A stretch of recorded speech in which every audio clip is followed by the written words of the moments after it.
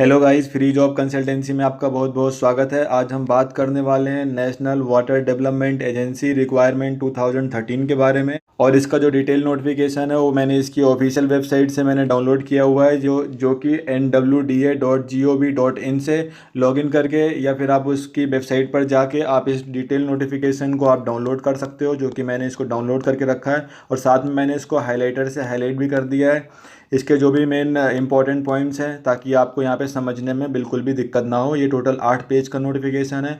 आप इसको गूगल पर जाके nwda.gov.in पर जाके आप इसको डाउनलोड करके आप इस डिटेल नोटिफिकेशन को आप पढ़ सकते हो। और इस वीडियो में मैं आपको काफ़ी जानकारी देने वाला हूँ, जैसे कि एज लिमिट के बारे में, सिलेक्शन प्रोसेस के बारे में, क्वालिफ़िकेशंस के बारे में, और एप्लीकेशन फॉर्म फीस कितनी रहने वाली है, क्या एग्ज़ाम पैटर्न होने वाला है, क्या मंथली सैलरी रहेगी। मैं आपको इसकी सारी डिटेल जानकारी दूंगा, तो आप बने रहिए वीडियो के अंत तक। और अगर जो आपने अभी तक मेरा ये चैनल सब्सक्राइब नहीं किया तो चैनल को सब्सक्राइब कर दें, वीडियो को लाइक कर दें और अपने दोस्तों को भी शेयर कर दें, ताकि ये जो पोस्ट है ये काफ़ी लोगों को पता चल सके और काफ़ी लोगों को फ़ायदा मिल सके। तो चलिए अब शुरू करते हैं हम इस वीडियो को।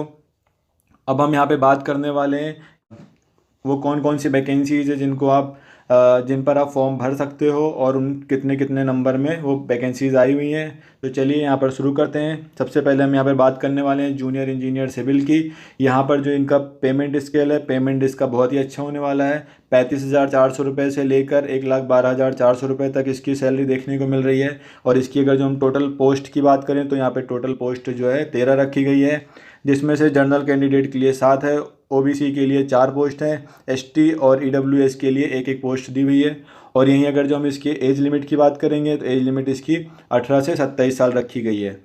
अब हम बात करने वाले हैं यहाँ पर जूनियर अकाउंटेंट ऑफिसर के बारे में। इसका जो सैलरी पैकेज है, इसका सैलरी पैकेज भी बहुत अच्छा है। 35,400 रुपये से लेकर 1,12,400 रुपये तक देखने को मिल रहा है। और इसकी केवल एक ही पोस्ट आई है जनरल कैंडिडेट के लिए। केवल इस वैकेंसी को अदर्स ही भर सकते हैं। और अगर जो इसकी हम एज लिमिट की बात करेंगे तो एज लिमिट इसकी 21 साल से लेके 30 साल तक यहाँ पर देखने को मिल रही है। अब हम इसमें बात करेंगे ड्राफ्टमैन्स ग्रेड 3 के लिए। इसका जो पे स्केल है ये लेवल 4 का रखा गया हुआ है। साथ में अगर जिसकी सैलरी पैकेज की बात करेंगे तो यहाँ पर 25,500 रुपये से लेके 81,100 रुपये तक यहाँ पर आपको सैलरी देखने को मिल रही है। और यहाँ पर टोटल अगर जो हम वैकेंसी की बात करें तो यहाँ पर टोटल 6 पद आए हुए हैं, जिसमें से अदर्स के लिए दो पद हैं। बाकी ओबीसी, एसटी, एससी, ईडब्ल्यूएस के लिए एक एक पद यहाँ पर देखने को मिल रहे हैं। अगर जो हम यहाँ पर एज लिमिट की बात करेंगे तो यहाँ पर एज लिमिट 18 से 27 साल रखी गई है। अब हम अगली पोस्ट के बारे में बात करने वाले हैं, जो कि अपर डिवीज़न क्लर्क की है। इसका भी जो पे स्केल है वो भी लेवल 4 का है, जिसकी सैलरी 25,500 रुपये से लेके 81,100 रुपये रखी गई है। इसकी टोटल पोस्ट की हम बात करें तो इसकी भी टोटल पोस्ट यहाँ पर 7 रखी गई है। और यहाँ पर देखने को मिल रही है अदर्स के लिए 4 है, ओबीसी के लिए 2 वैकेंसी है और एससी के लिए केवल 1 वैकेंसी है। बाकी यहाँ पर किसी के लिए कोई पद नहीं है। और अगर जो हम यहाँ पर इसके एज लिमिट की बात करें तो इसकी भी एज लिमिट 28 से 17 साल रखी गई है। आप वहीं पर आगे भी देख सकते हो, यहाँ पर स्टेनोग्राफर ग्रेड 2 की यहाँ पर है और लोअर डिवीज़न क्लर्क के लिए भी यहाँ पर दी है। यहाँ पर सारी डिटेल आपको दी हुई है, तो आप इसको देख के या फिर आप चाहो तो इसका ऑफिशियल नोटिफिकेशन डाउनलोड करके भी देख सकते हो, या फिर आप इसका स्क्रीनशॉट लेके भी आप इसको रीड कर सकते हो। अब हम यहाँ पे बात करने वाले हैं एज रिलैक्सेशन के बारे में, क्योंकि यहाँ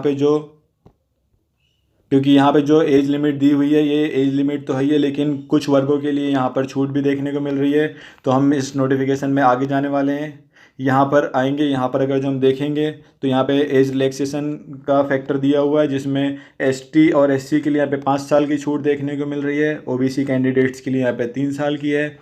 और पीडब्ल्यूडी के लिए अगर जो हम बात करेंगे तो यहाँ पे 10 साल की छूट है। पीडब्ल्यूडी अगर जो ओबीसी से बिलोंग करते हैं तो यहाँ पे 13 साल है। और अगर जो पीडब्ल्यूडी एसटी एससी से बिलोंग करते हैं तो यहाँ पे 15 साल छूट देखने को मिल रही है। वहीं अगर जो कोई एक्स सर्विसमैन है तो उसको यहाँ पे 3 साल की छूट देखने को मिल रही है, अगर जो वो आर्मी, नेवी या एयरफोर्स से बिलोंग करते हैं। और अगर जो किसी अदर गवर्नमेंट फील्ड में है और अगर जो वो यहाँ पर सिविल इंजीनियर है या अकाउंटेंट के पोस्ट पर हैं या ड्राफ्टमैन ग्रेड 3 की है तो यहाँ पर उनको 5 साल की छूट देखने को मिल रही है। और अगर जो हम वहीं बात करेंगे कि अपर डिवीज़न क्लर्क की और स्टेनोग्राफर ग्रेड 2 के लिए या लोअर डिवीज़न क्लर्क के लिए अगर जो हम यहाँ पे बात करेंगे तो उनको भी यहाँ पर मिनिमम जो है 3 साल की छूट देखने को मिल रही है। अब हम वापस से अपने नोटिफिकेशन पे आ जाते हैं। अब हम यहाँ पे बात करने वाले हैं एजुकेशनल क्राइटेरिया के बारे में कि क्या क्वालिफ़िकेशंस है जो आप इस वैकेंसी को भर सकते हो। तो अगर जो हम यहाँ पे बात कर रहे हैं सिविल जूनियर इंजीनियर की अगर जो हम बात करें तो यहाँ पर आपके पास डिप्लोमा होना चाहिए कम से कम। अगर जो आपके पास डिप्लोमा है तो ही आप इस वैकेंसी को भर सकते हो। उसके अलावा अगर जो आपके पास डिग्री है फिर तो वेल एंड गुड। अगर जो डिग्री नहीं भी है तो भी आप इस फॉर्म को भर सकते हो, लेकिन डिप्लोमा यहाँ पर कंपलसरी है। चलिए दोस्तों, अब हम आगे बात करते हैं। अब हम आगे यहाँ पर देख रहे हैं जूनियर अकाउंटेंट ऑफिसर्स की। अगर जो इस वैकेंसी को भरना है तो उसके लिए आपके पास डिग्री होनी चाहिए कॉमर्स की, किसी भी मान्यता प्राप्त यूनिवर्सिटी और बोर्ड की यहाँ पर आपके पास डिग्री होनी चाहिए। साथ में आपको यहाँ पर 3 साल का एक्सपीरियंस सर्टिफिकेट भी होना चाहिए। अगर जो ये सारी चीज़ें आपके पास है तो आप इस पोस्ट को आसानी से फॉर्म को भर सकते हो। और हम इसके बाद आगे बात करेंगे, अगर जो आपके पास सीए वगैरह का भी नॉलेज है तो भी बहुत ही अच्छी बात है इस वैकेंसी के लिए। अब हम अगली पोस्ट के लिए बात करेंगे तो ड्राफ्ट्समैन ग्रेड 3 के लिए यहाँ पर है। यहाँ पर आपके पास यहाँ पे सिविल इंजीनियरिंग में आपके पास जो है ITI सर्टिफिकेट या फिर डिप्लोमा होना चाहिए। किस लाइन में होना चाहिए? ड्राफ्टमैनशिप सिविल के लिए यहाँ पर होना चाहिए। अगर जो आपके पास सर्टिफिकेट या फिर डिप्लोमा है किसी भी मान्यता प्राप्त इंस्टीट्यूट से अगर जो है तो आप इस पोस्ट को आसानी से भर सकते हो। अब हम यहाँ पे चौथी वैकेंसी की बात करने वाले हैं अपर डिवीज़न क्लर्क की। तो यहाँ पर अगर आपके पास कोई भी ग्रेजुएशन आपने किया हुआ है, आपके पास कोई भी डिग्री है तो आप इस वैकेंसी को भर सकते हो। इसके अलावा अगर जो आपके पास कंप्यूटर सिस्टम का नॉलेज है, MS वर्ड आपको आता है, एक्सेल आता है, MS ऑफिस आता है, पावर पॉइंट आता है और अगर जो इंटरनेट का अच्छा नॉलेज है तो भी आप इस फॉर्म को भर सकते हो, क्योंकि ये सारी चीज़ें आपको जॉब में यूज होने वाली हैं। अब हम अगली वैकेंसी की बात करते हैं स्टेनोग्राफर ग्रेड 2 के लिए, जिसमें आपको 12th पास मांगा गया है। कम से कम आपके पास 12th होनी चाहिए और साथ में आपको स्टेनो का जो शॉर्ट हैंड है वो आना चाहिए, क्योंकि आपका बाद में आपका स्किल टेस्ट होगा और स्किल टेस्ट की जो यहाँ पे लिमिट रखी गई है वो है कि आप 1 मिनट में कम से कम आप 80 शब्द जो है आप लिख सको, ऐसी आपकी स्पीड होनी चाहिए।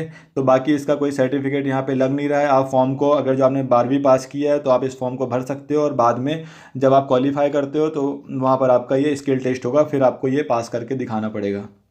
चलिए दोस्तों, आगे बात करते हैं अगली वैकेंसी के बारे में। अगली वैकेंसी जो है वो है लोअर डिवीज़न क्लर्क की। यहाँ पर भी आपको 12th पास मांगा गया है, साथ में यहाँ पे टाइपिंग स्किल भी मांगी गई है। और टाइपिंग स्किल में ये है कि अगर जो आप इंग्लिश टाइपिंग करते हो तो 1 मिनट में आपको 35 वर्ड टाइप करने हैं और अगर जो आप हिंदी टाइपिंग करते हो तो आपको यहाँ पर 1 मिनट में 30 वर्ड जो है टाइप करके दिखाने हैं। और उसके अलावा अगर जो आपको कंप्यूटर ऑपरेटिंग सिस्टम का नॉलेज है, MS office, excel, PowerPoint या इंटरनेट का अगर जो आपके पास अच्छा नॉलेज है फिर तो वेल एंड गुड, आप इस वैकेंसी को भर दो, क्योंकि सारी चीज़ें आपको ये यूजफुल होने वाली हैं। चलिए दोस्तों, अब हम यहाँ पर इम्पॉर्टेंट डेट्स की बात करेंगे कि आप फॉर्म कब से भर सकते हो, कब से लेकर कब तक इसकी डेट है। तो यहाँ पर हम देख रहे हैं 18 मार्च 2023 से फॉर्म भरने स्टार्ट हो चुके हैं और जो इसकी आखिरी डेट है वो है 17 अप्रैल तक आप इस फॉर्म को भर सकते हो। और अगर जो हम यहीं पर बात करें कि आपका रिटर्न एग्ज़ाम और CBT जो है कब होने वाला है, तो उसके लिए भी कोई नोटिफिकेशन आया नहीं है। आपको क्या करना है कि बार बार इसकी ऑफिशियल हर कुछ दिन में आपकी इसकी ऑफिशियल वेबसाइट को चेक करते रहना, आपको वहीं से नोटिफिकेशन मिल जाएगा। चलिए दोस्तों, अब हम आगे बढ़ते हैं। यहाँ पर हम बात करने वाले हैं एप्लीकेशन प्रोसेस फ़ीस के बारे में बात करने वाले हैं। तो जो जनरल कैंडिडेट हैं, OBC हैं और EWS है, उनके लिए यहाँ पर 890 रुपये प्लस GST प्लस बैंक का चार्ज, मतलब टोटल आपको देखा जाए तो यहाँ पर 1000 रुपये टोटल आपको फॉर्म के यहाँ पर लगने वाले हैं। और अगर जो हम वही अदर कैटेगरी की बात करें, यहाँ पर SC ST PWD की अगर जो हम यहाँ पे बात करें तो उनको भी यहाँ पर 500 रुपये plus GST plus bank charges देने होंगे। मतलब ये टोटल आपका जो है ये 600 से लेके 700 रुपये इस फॉर्म की जो है फ़ीस होने वाली है। चलिए दोस्तों, आगे बढ़ते हैं। यहाँ पर हम देख रहे हैं एज रिलैक्सेशन के बारे में, इसकी डिटेल जानकारी मैंने आपको दे दी है। अब हम यहाँ पे बात करने वाले हैं यहाँ पर सिलेक्शन क्राइटेरिया के बारे में। सिलेक्शन क्राइटेरिया इसकी बहुत ही अच्छी होने वाली है, क्योंकि ये जो एग्ज़ाम है ये 2 फेज़ में दो स्टेज में होने वाला है। पहला फर्स्ट स्टेज है, दूसरा सेकंड स्टेज है। फर्स्ट स्टेज में क्या होगा कि आपको 100 क्वेश्चंस मिलेंगे जिसको आपको 90 मिनट्स में कंप्लीट करके देना होगा, जो कि ये एग्ज़ाम ऑफलाइन होने वाला है। और दूसरे हम एग्ज़ाम की बात करेंगे तो यहाँ पर आपका पहले डॉक्यूमेंटेशन होगा, और अगर जो आप डॉक्यूमेंटेशन में आप पास हो जाते हो तो इसका अगला एक ऑनलाइन टेस्ट होगा, और ऑनलाइन टेस्ट में आपको भी यहाँ पे भी 100 मार्क्स देखने को मिल रहे हैं। और उसके बाद आपको इस 100 क्वेश्चन को सॉल्व करने के लिए 90 मिनट्स का टाइम मिलेगा। अगर जो आप इस एग्ज़ाम को क्वालिफाई कर लेते हो तो आप इस वैकेंसी के लिए एलिजिबल रहोगे। और साथ में हम यहाँ पे स्किल टेस्ट की बात करने वाले हैं। स्किल टेस्ट में यहाँ पर मैंने आपको बताया था कि एक तो स्टेनो का शॉर्ट हैंड टेस्ट होगा, दूसरा टाइपिंग टेस्ट होगा। तो अगर जो हम यहाँ पे बात करेंगे तो अगर जो आप जनरल, ओबीसी और EWS से बिलोंग करते हो तो आपकी यहाँ पर जो गलतियाँ हैं वो 7% तक यहाँ पर छूट मिलेंगी। और अगर जो आप ST SC या फिर अगर जो आप अदर कैंडिडेट हो तो आपको यहाँ पर 10% की जो है यहाँ पर जो भी आप गलतियाँ करोगे टाइपिंग में या शॉर्ट हैंड में, तो यहाँ पर 10% आपको यहाँ पर छूट देखने को मिलती है। आप इस फॉर्म को यहाँ पर ऑनलाइन अप्लाई कर सकते हो, और साथ में यहाँ पर आपको इसके ऑफिशियल वेबसाइट पर जाना है और ऑफिशियल वेबसाइट से आप इस फॉर्म को फिल कर सकते हो। चलिए दोस्तों आगे बढ़ते हैं। अगला जो पॉइंट है यहाँ पर आ रहा है कि आप जो है अलग अलग वैकेंसी के लिए आपको यहाँ पर क्या है अलग अलग पोस्ट भरना है। मतलब आप एक से ज़्यादा जो है पोस्ट के लिए अप्लाई कर सकते हो, तो लेकिन उसके लिए प्रोसेस ये रहेगी कि आपको अलग अलग पोस्ट के लिए अलग अलग फ़ीस सबमिट करनी पड़ेगी, अलग अलग जो है आपको अलग अलग अप्लाई करना पड़ेगा। और दूसरी अगर जो हम यहाँ पे बात करें तो आपकी यहाँ पर कोई एक वैलिड ईमेल आईडी होनी चाहिए, क्योंकि अगर जो आपका एग्ज़ाम प्रोसेस के टाइम में आपका जो भी नोटिफिकेशंस है, कॉल लेटर है या फिर आपका एडमिट कार्ड है या कोई भी अपडेट आने वाली होगी तो आपको ईमेल के थ्रू मिल जाएगी। बाकी सारे इसमें इंस्ट्रक्शंस दिए हुए हैं, तो आप जो है आप जो है इसको डाउनलोड करके नोटिफिकेशन को आप इसको सारी चीज़ें एक एक करके आप यहाँ पर पढ़ सकते हो। अब हम बात करने वाले इसके जर्नल इंस्ट्रक्शंस की, तो ये जो है बहुत ज़्यादा इंपॉर्टेंट है। अगर जो आप यहाँ पर candidate must be citizen of India, अगर जो आप भारतीय नागरिक हो तो ही आप इस फॉर्म को भर सकते हो, नहीं तो। और इस फॉर्म को जो मैंने बताया था कि केवल आप ऑनलाइन ही अप्लाई कर सकते हो, तो आपको यहाँ पे वेबसाइट दी हुई है www.nwda.gov.in की ऑफिशियल वेबसाइट पर जाके आप इसका ऑफिशियल नोटिफिकेशन भी डाउनलोड कर सकते हो। इस पूरे नोटिफिकेशन को आप डिटेल में पढ़ सकते हो और साथ में आप एग्ज़ाम फॉर्म भी भर सकते हो। अब अगर जो हम कैंडिडेट की बात करेंगे तो यहाँ पर बताया गया है कि जो है कैंडिडेट को यहाँ पे एक एडवाइस किया जा रहा है कि जो भी वो पोस्ट को फिल कर रहे हैं वो बहुत ही समझदारी के साथ करें, क्योंकि ऐसा ना हो जाए कि आप ऐसा ना हो जाए कि आप यहाँ पर सिविल की जो है जूनियर इंजीनियर के लिए अप्लाई कर रहे हैं और इत्तेफाक से आपने स्टेनो की या फिर आपने क्लर्क की पोस्ट को जो है यहाँ पर फिल कर दिया है। तो आपको बिल्कुल ये केयरफुली आपको ध्यान रखना है। फॉर्म को जब भी आपको ऑनलाइन भरना है तो सारी इन्फॉर्मेशन एक्यूरेट और केयरफुली आपको यहाँ पे डालनी चाहिए। सारे यहाँ पे इंस्ट्रक्शंस लिखे हुए हैं, आप इस नोटिफिकेशन को डाउनलोड कर लें और सारे इंस्ट्रक्शंस पढ़ लें। और अगर जो आप यहाँ पर एक्स सर्विस मैन है या फिर अगर जो आप किसी गवर्नमेंट बॉडी में अगर जो आप काम कर रहे हो तो वहाँ का NOC लगेगा, आपको नो ऑब्जेक्शन सर्टिफिकेट आपको वहाँ से लेना पड़ेगा। उसके बाद ही आप इस फॉर्म को भर सकते हो और उसके बाद इसकी आप तैयारी भी कर सकते हो। आपको यहाँ पे बताया गया है कि जो भी आपके यहाँ पर जो भी ओरिजिनल डॉक्यूमेंट्स हैं वो आपको अपने पास रखने हैं, क्योंकि जब भी आपका आगे चल के स्किल टेस्ट होगा या फाइनल सिलेक्शन के टाइम पे जो भी प्रॉब्लम आएगी तो वहाँ पर ये सारे डॉक्यूमेंट्स आपको काम आने वाले हैं। और अगले पॉइंट की अगर जब आप यहाँ पे बात करेंगे तो वो है कि आपका जो रिटन एग्ज़ामिनेशन होगा और स्किल टेस्ट होगा वो आपके खुद के ऑन खर्चों से ही होगा, क्योंकि यहाँ पर जो है गवर्नमेंट यहाँ पर कोई भी एक्सपेंस खर्चा आपको नहीं देने वाली है।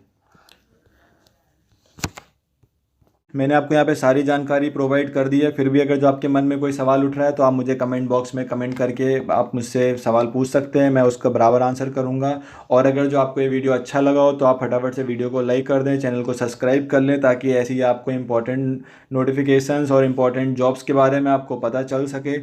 तो प्लीज़ आप फटाफट से है ना मेरे चैनल को आप सब्सक्राइब कर लो। और ये वीडियो देखने के लिए आपका बहुत बहुत धन्यवाद।